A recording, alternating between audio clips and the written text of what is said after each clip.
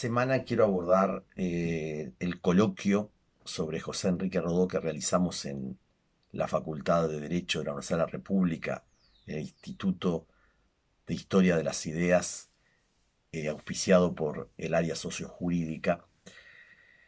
150 años del nacimiento de un escritor, ensayista, que filosofaba más allá de que Ardao dice que no era un filósofo, pero que efectivamente instaló, fue parte de esa generación del 900, que su gran preocupación como Martí, Rubén Darío, era la identidad latinoamericana. Lo mítico, ¿sí? Que de alguna manera en ese coloquio reivindicaban Pablo Dreus y Aníbal Corti, tenía que ver de alguna manera con esa generación que quería encontrar, ¿sí? La identidad de esa patria grande, ¿sí? De esas patrias pequeñas que se unen y es la patria latinoamericana. Rodó, como en nuestra intervención recogíamos, de alguna manera su mirada, ¿sí? Tiene que ver con enfrentar a ese imperio que estaba afirmándose y que hoy está en su ocaso, que es Estados Unidos, pero sobre todo lo que estaba enfrentando era esa mirada del pragmatismo y el materialismo. Por eso muchas veces se ha reducido la visión de lo que es José Enrique Rodó a la idea del dilema entre idealismo y materialismo, ¿sí? Cuando en realidad podemos hablar de que en ese espiritualismo comprometido que se inspira en el mundo griego, que se inspira en el cristianismo, que no busca emular Europa, aunque se vale de Europa, no quiere sumirse al mundo anglosajón, que lo ve que en su pragmatismo es homogeneizante y todo es tragado por el mercado, y que no permite crear las conciencias críticas, desarrollar las conciencias críticas a las que él está hablando, a la juventud, ¿sí? Y sus obras como Ariel o Motivos de Próspero van a mostrar esto, ese dilema entre el Ariel ideal, ¿sí? La capacidad de poder llegar a desarrollarse totalmente, y Calibán, que es la bestia, es lo que debe ser dominado, ¿sí? Mi intervención tuvo que ver con una frase que hoy luce en la Plaza Primero de Mayo de la ciudad de Montevideo, frente al Palacio Legislativo, frase que dice: el trabajador aislado es instrumento de fines ajenos, el trabajador asociado es dueño y señor de su destino.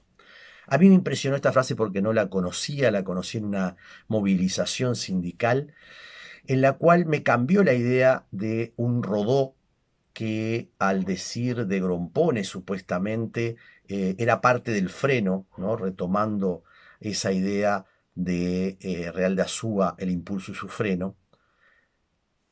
Rodó es parte de un conflicto dentro de la visión de ese Uruguay moderno que se está instalando con el vallismo, y va a tener una pelea muy fuerte con José Valle Ordóñez, sobre todo por la mirada de los crucifijos en los hospitales, ¿no? Y donde va a escribir Rodó liberalismo y jacobinismo. Entonces uno se queda con esta imagen de este conflicto, pero en realidad no percibe que Rodó es parte de ese medio ambiente, de ese ecosistema que reconoce la necesidad de un Estado social, reconoce la necesidad de percibir el derecho de los trabajadores, donde entran a confluir distintas corrientes, anarquistas, cristianas, socialistas, el vallismo que va fraguando todo esto, ¿no? Entonces, esa idea a mí me permitió de alguna manera hurgar otra mirada de José Enrique Rodó, que en última instancia está llamando con su visión, por un lado, de fundamentar la identidad que nos diferencia y nos pone en relación desde un lugar de autonomía, en un momento de comienzo del siglo XX. Y hoy, a principios del siglo XXI, qué necesario es reflexionar sobre la patria grande, reflexionar sobre la identidad latinoamericana, ¿sí? Que convoque a la juventud, convoque a las movilizaciones sociales a entenderse en esa construcción de la identidad de lo propio, ¿sí? Evidentemente que ese pensamiento de Rodó, que sabemos inspiró la reforma universitaria de Córdoba, o sea, fue el liderazgo, muchas revistas se llamaron Ariel, ¿sí?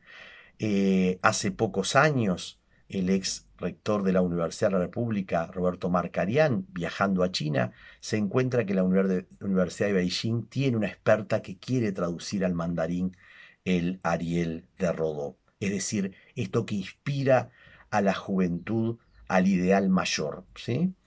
Pues bien, José Enrique Rodó va a ser reconocido en las Américas mucho más de lo que nosotros a veces en Uruguay lo hemos entendido o comprendido, puesto que a veces el cribaje progresista, conservador, nos impide ver ese tercerismo, ¿sí? En el cual Rodó se identifica y que va a promover un debate, ¿sí? Sobre la necesidad de la revaloración moral, no en el sentido del moralismo, sino de la identidad de desarrollar el máximo posible, ¿sí? Ante la mediocridad del pragmatismo anglosajón, ante la fagocitación de la globalización, diríamos hoy, ¿no? Y por tanto, volviendo al concepto central que me llevó a mí a exponer en este coloquio, ¿sí? El trabajador aislado está a la merced, ¿sí? Del dueño y señor, porque no puede ser dueño de su destino. ¿Por qué organizarse y participar es fundamental? Y si vemos que luego, en 1927, va a crear la Cátedra de Derecho del Trabajo Frugoni, ¿sí? Que se establece en un conjunto de derechos sociales en Uruguay, confluyen, ¿no? En esta mirada. Recrear, repensar las ideas de lo que está sucediendo, de lo que sucedió y cómo repensarnos para construir un futuro con derechos, creo que es el valor más importante que puede tener volver a releer a Rodó en esa clave de el trabajador aislado es el instrumento de fines ajenos y el trabajador asociado es dueño de sus propios fines. Finalmente, decir, ¿no? La frase que él termina esa exposición en el círculo de la prensa. Hoy, en la etimología de las palabras, enseñanzas y sugestiones fecundas, compañero significa originariamente los que comen del mismo pan. Así debe ser.